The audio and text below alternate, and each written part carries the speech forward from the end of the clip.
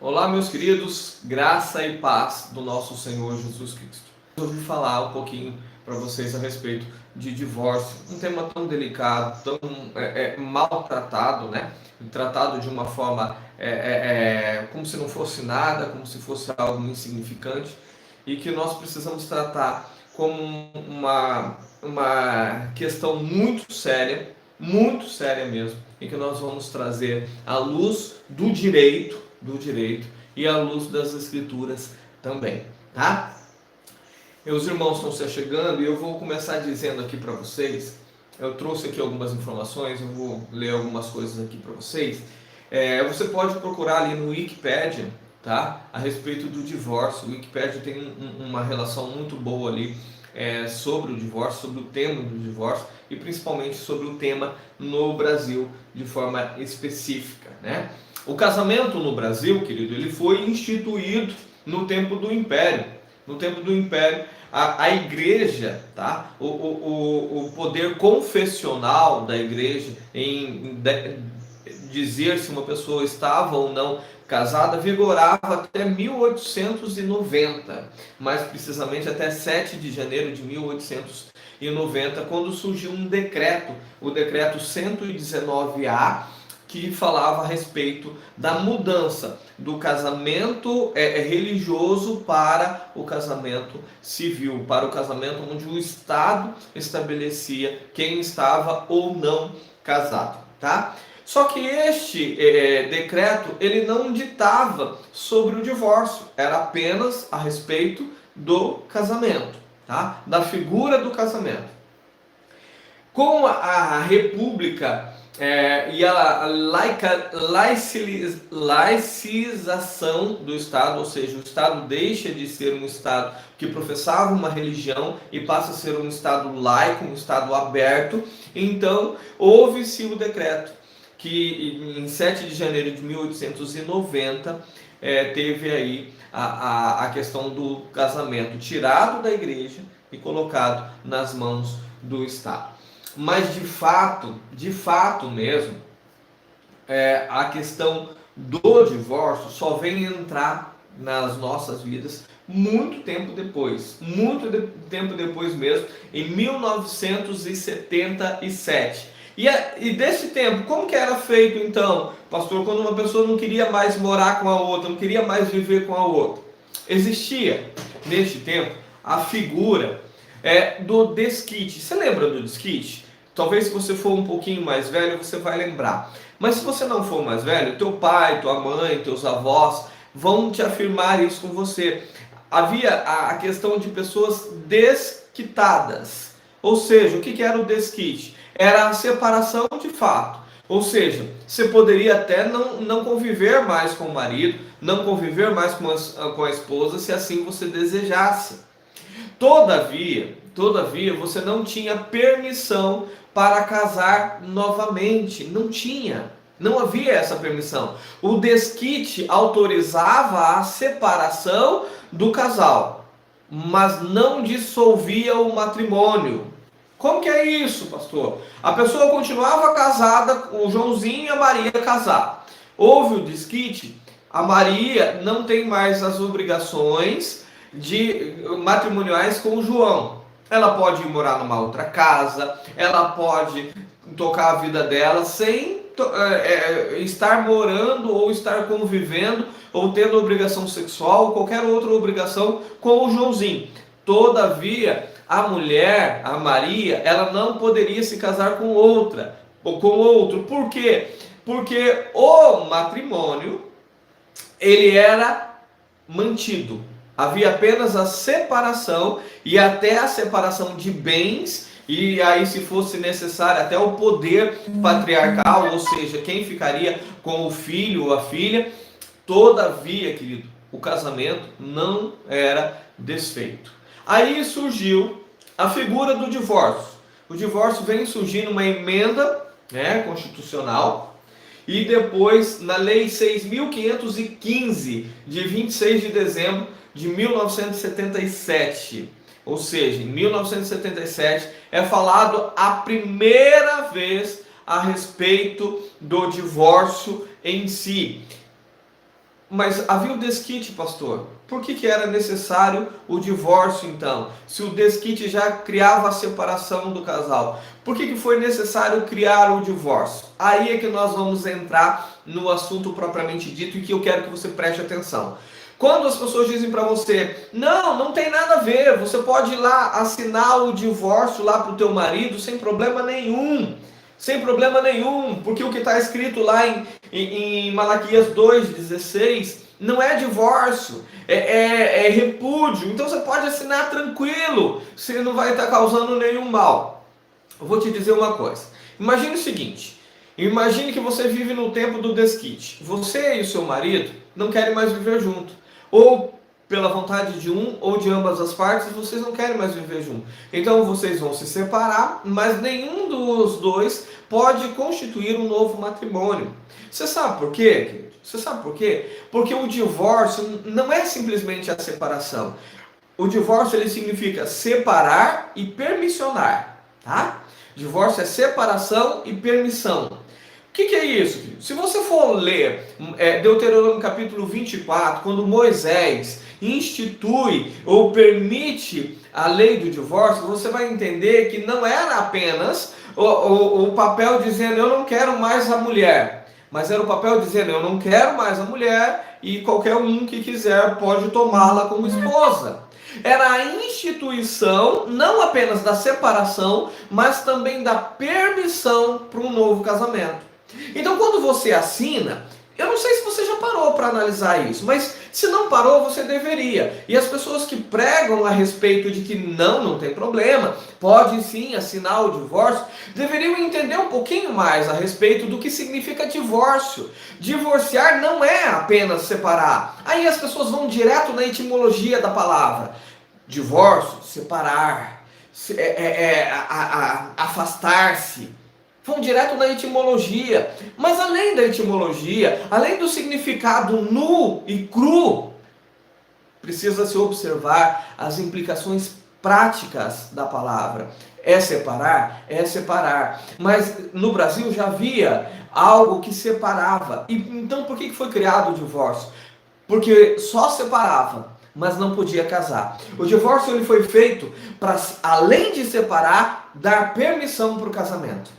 Em 1977, surgiu isso, 26 de dezembro de 1977, há uma lei que possibilita que as pessoas, além de se separar, pudessem se casar. Exatamente. Então o divórcio ele foi criado para dar permissão para um novo casamento.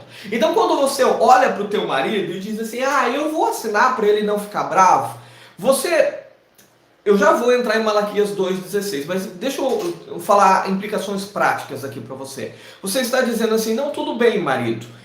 Para você não ficar bravo, eu vou deixar você casar, tá? Porque o divórcio é para isso, querido.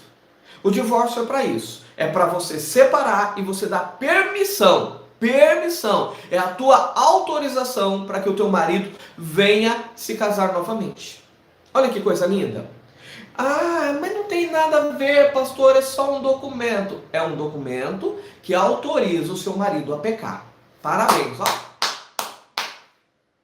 É um documento onde você autoriza o seu marido a pecar. Você está autorizando o seu marido a te repudiar e, além de tudo, cometer adultério. Será que é só um documento, querido? Será que é só um papelzinho ali, nada a ver? Será que é? Tá, 1977, 26 de dezembro de 1977, através da Lei 6.515, instituiu-se o divórcio, mas o divórcio, neste momento, ainda era uma única vez. Então tá, havia o desquite, onde a pessoa podia se separar, mas não podia casar de novo. Todo mundo queria casar de novo, né? Ninguém queria ficar sozinho. Então criaram-se o divórcio, mas o divórcio era uma segunda flecha.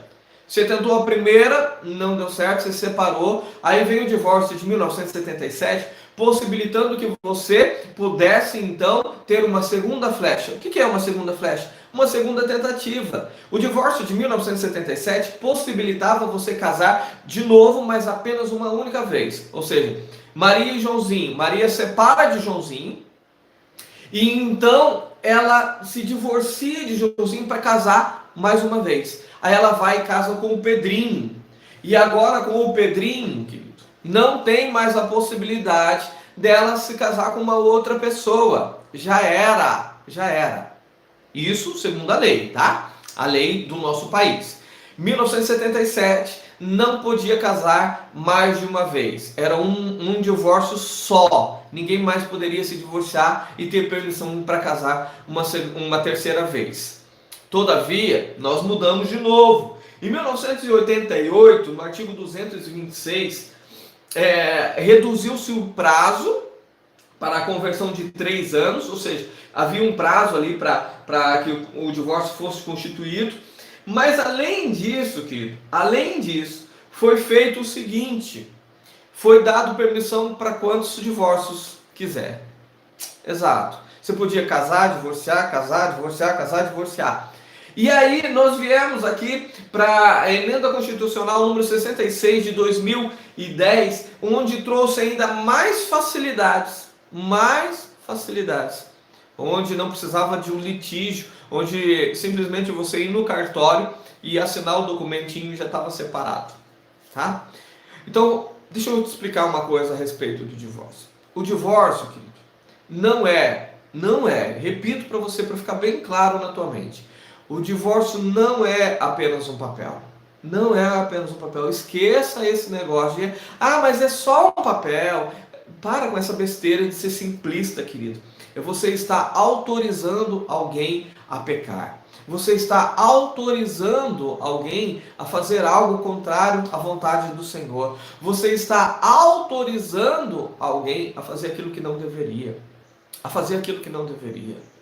Você não está apenas se separando e fazendo com que o teu marido não tenha raiva, não tenha birra, não tenha bronca de você. Você, além de estar se separando, além de você estar permitindo ou concordando com a separação, você está dizendo: marido, você quer casar com mulher estranha? Então tá aqui, estou assinando para você. Esposa, você quer casar com um homem estranho? Não tem problema, querido, aqui, estou assinando para você. É isso que você está fazendo. Mas veja só, vamos falar um pouquinho a respeito de Malaquias, capítulo 2, versículo 16. Eu sei, tem muita gente que vai falar: pastor, mas não está escrito divórcio ali. Claro que não está escrito divórcio, querido. É óbvio que não está escrito divórcio. Até porque, o que eu disse para você, a nossa lei sobre o divórcio, ela começa de 1977 para cá. E a Bíblia foi escrita muito antes disso. Muito antes disso. Então Deus odeia a permissão para o novo casamento? Odeia a permissão para um novo casamento, porque Ele não aprova a permissão para um novo casamento. Mas antes dele reprovar a permissão para um novo casamento, Ele reprova o repúdio. E quando você vai casar com uma outra pessoa, você tem que repudiar a primeira, ou você pode casar com a outra junto com a primeira? Não pode, né? Você tem que repudiar. Ou seja, o divórcio é a confirmação do repúdio. Está escrito aqui: porque o Senhor, o Deus de Israel, diz que odeia o repúdio. Odeia o repúdio. Deus odeia o repúdio. Só que assim, querido, só há divórcio se houve repúdio. Ninguém se divorcia sem repudiar. Não tem como você se divorciar de alguém se você não estiver repudiando essa pessoa. Para que você quer o divórcio? Qual a necessidade de você permitir que a tua esposa case com outro, sendo que você ama e quer continuar com a tua esposa? Qual que é a necessidade de você permitir que o teu esposo case-se com outra, se você ama e quer estar com o seu esposo? Qual que é a necessidade do divórcio?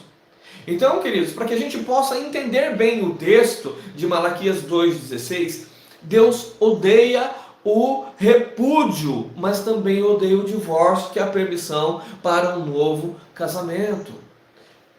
Deus odeia, querido. Deus odeia.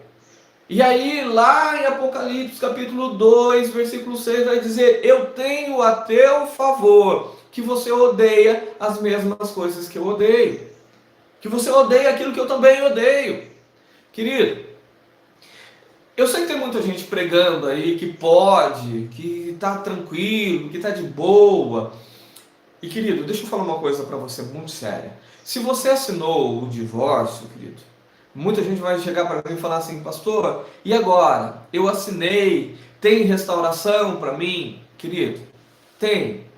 Você vai pedir perdão ao Senhor, Ele é magnânimo, Ele é alguém excepcional, maravilhoso, misericordioso, e Ele vai te perdoar e está de boa. Você vai lutar pela restauração do teu casamento e Deus vai dar sim a restauração para você. Deus vai concretizar a restauração na tua vida. Mas o que nós estamos tratando aqui não tem a ver com restauração. O que nós estamos tratando aqui é a respeito de obediência, em obedecer ao Senhor. Obedeça ao Senhor teu Deus de todo o teu coração. A Bíblia vai dizer assim: na tua lei eu medito dia e noite para eu não pecar contra o Senhor. Querido, tem ali uma ordenança divina. Eu odeio o repúdio. O divórcio nada mais é do que a confirmação do repúdio. Nada mais é do que a permissão para o teu marido se casar com mulher estranha. Nada mais é do que a permissão da tua mulher se casar com um homem estranho. Então pare de bobagem, filho. Pare de bobagem. Tem algumas pessoas que insistem em trazer algo contrário à palavra do Senhor. E é nossa obrigação, como defensor da palavra de Deus. Ah, Deus não precisa de que ninguém o defenda. Querido, se alguém estiver falando algo contrário à palavra do Senhor, nós sabemos disso. Se nós não advertirmos os irmãos, isso será cobrado de nós. Então deixa eu dizer uma coisa para você, querido. Assinar o divórcio, sim, é desagradável ao Senhor. É desagradar a Deus muito, muito. Porque Ele abomina, querido. E nós acabamos desagradando quando nós assinamos. Mas aí nós pedimos perdão, Ele é magnânimo, vai nos perdoar e nós vamos seguir na busca pela restauração do casamento. Só que o que muito me entristece é que as pessoas, quando assinam o divórcio, elas não perguntam: e agora, o que eu faço com o meu Deus que eu magoei? Elas não perguntam isso. Elas perguntam, sim, e agora, pastor, tem jeito para o meu casamento? Porque, na verdade, o que elas estão preocupadas é se estão fazendo certo para ter o casamento restaurado, se não estão cometendo nenhuma falha na restauração do casamento, mas não se preocupam em ter ferido, em ter magoado o coração de Deus. Está na hora da gente se preocupar mais com Deus do que conosco mesmo. Está na hora de preocuparmos mais com o Senhor do que com o marido. Está na hora de nós buscarmos mais a Deus do que propriamente a restauração do nosso casamento, querido. É bom ter o marido de volta, é bom ter a esposa de volta? É claro que é. Mas é excepcional jamais entristecermos a Deus. Jamais entristecermos o Espírito Santo de Deus que em nós habita. Eu te convido, querido, a olhar para o texto de Malaquias, capítulo 2, versículo 16, não apenas como algo que Deus reprova, e olhar, ver se está escrito divórcio, ou se está escrito repúdio, mas olhar com uma visão um pouquinho ampliada, e não tão simplória, não tão voltada para si mesmo, mas voltada para Deus, voltada para o Senhor. Peça sempre, em todas as situações, querido, que Deus abra as suas vistas, para que você enxergue como uma águia que sobrevoa e enxerga tudo com amplitude, e não uma visão focada ali, só no milhozinho que você tem a catar, que te interessa naquele momento, mas que você possa enxergar o todo, e que você possa, além de ouvir ministrações, ir pesquisar, e procurar saber, e procurar se informar. Porque muitas informações estão sendo passadas de forma incorreta, e isso é preocupante. Isso é preocupante. O que eu falei aqui para vocês de legislação, querido, isso aqui qualquer advogado sabe de cor e salteado. Mas você que não é advogado, você que não está familiarizado com as leis do nosso país, é só dar uma busca no Google. Está simples, está de fácil acesso. É só dar uma busca ali e você vai ver um pouquinho da história do divórcio. Hoje, por exemplo, nós temos apenas 2 países que não aceitam o divórcio. 2 países ou 2 estados, né? Que é a Filipinas e o Vaticano. Recentemente, Houve aí algumas sociedades que acabaram aceitando o divórcio, mas existiam inúmeras que não tinham. Então, queridos, que eu e você, nós possamos olhar para a questão bíblica com mais atenção e não achar que as leis do nosso país são apenas papéis, são apenas informações. Tem um peso grande. Aquilo que Deus não desaprova, querido, Ele aprova. E é importante que eu e você venhamos a cumprir. Como a lei do casamento civil, casar no civil, é algo que não é contrário à palavra do Senhor e, portanto, cumpra. Cumpra. Aquilo que é contrário à palavra do Senhor, como o divórcio, querido, não cumpra. Não cumpra. E, aliás, você não estará descumprindo ou desobedecendo uma lei quando você se recusa a assinar o divórcio, porque isso é um direito teu. Você não é obrigado a assinar o divórcio. O divórcio você assina se você tiver vontade de assinar. Ninguém vai te obrigar. Tem um processo litigioso? Tem um processo litigioso. Se você não tem condições de pagar pelo processo, querido, você pode pedir justiça gratuita e você não vai pagar nada. A tua defesa pode ser feita por um defensor público, que também você não terá custo nenhum. Nenhum. Se, claro, você tiver aí uma condição bem elevada, não tem como você pedir justiça gratuita, mas também não é um valor absurdo que você vai pagar pelo processo litigioso. E ainda que fosse, querido, ainda que todos nós tivéssemos que pagar, ainda assim valeria a pena obedecer ao Senhor do que desobedecer. Ainda valeria a pena mais agradar a Deus do que agradar ao marido ou à esposa. Mas sim, queridos, nós não somos obrigados a assinar o divórcio. Ninguém é obrigado a assinar o divórcio. Seja no amigável, seja no litigioso, você só assina se você quiser. Ah, pastor, mas no litigioso o juiz assina por mim. Ok, mas aí não é a tua permissão que está sendo dada ao marido ou à esposa. Se o juiz quer dar essa permissão, o problema é dele. Ele também não é obrigado a assinar o divórcio. Ele assina se ele quiser, assim como você. Você também não é obrigado. Mas saiba que tanto você quanto o juiz, se assinar, estará desagradando ao Senhor. Então faça as coisas corretas, faça as coisas de acordo com a vontade do Senhor e você não vai ter problema. Alguns irmãos perguntam, pastor, eu devo ir na audiência? Claro, compareça a todas as audiências, pleiteie pelo seu direito aos bens, ao poder patriarcal, no caso da guarda, pleiteie por isso. Se houver necessidade de pensão, pleiteie pela pensão. Não é injusto você fazer isso. Mas não precisa assinar. Não é porque você está pleiteando parte dos bens que você tem que assinar. Não é porque você está pleiteando a guarda do teu filho que você é obrigado a assinar. Não. Ambos os processos de guarda, de pensão, de divisão de bens, podem ser tramitadas sem a necessidade do divórcio. Você pode pedir divisão de bens sem pleitear o divórcio. Você pode. Então fique em paz com relação ao divórcio. O divórcio são coisas distintas e você não precisa assinar. Não precisa. Faça as coisas corretas, viu, meu querido? Faça as coisas corretas. Agora, eu deixo um pensamento para vocês. Deixa um pensamento. Nós vemos que se você assinar o papel do casamento em si, para se casar, vou lá no cartório, assino e estou diante dos homens, casado. As pessoas não incentivam isso. Você já reparou? Não é contrário à palavra do Senhor.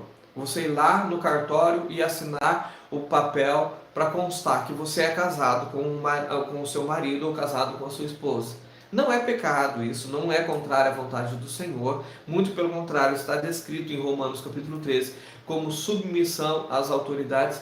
Mas aquilo que é certo as pessoas não te incentivam a fazer. Diz que não precisa. Só juntar as escovinhas de dente e já está casado. já está casado. É isso que as pessoas falam. Olha bem, não é contrário à vontade do Senhor, mas as pessoas não te incentivam a se casar, tá? Não. Dizem que só morar junto já está valendo com o casamento.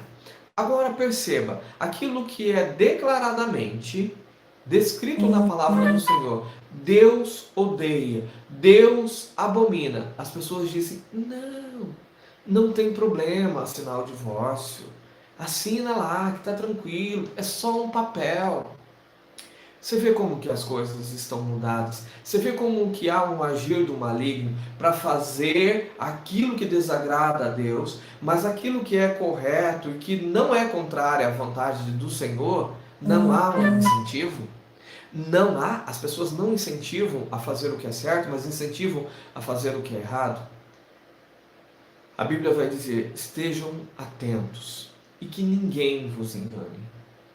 Vamos mergulhar na palavra do Senhor? Vamos? Vamos fazer a coisa correta? Vamos observar a voz de Deus e não aquilo que nós queremos ouvir, não aquilo que massageia a nossa vontade, o nosso ego? Que Deus abençoe a tua vida. Fique na paz do nosso Senhor Jesus Cristo e até logo mais. Tchau, tchau, gente.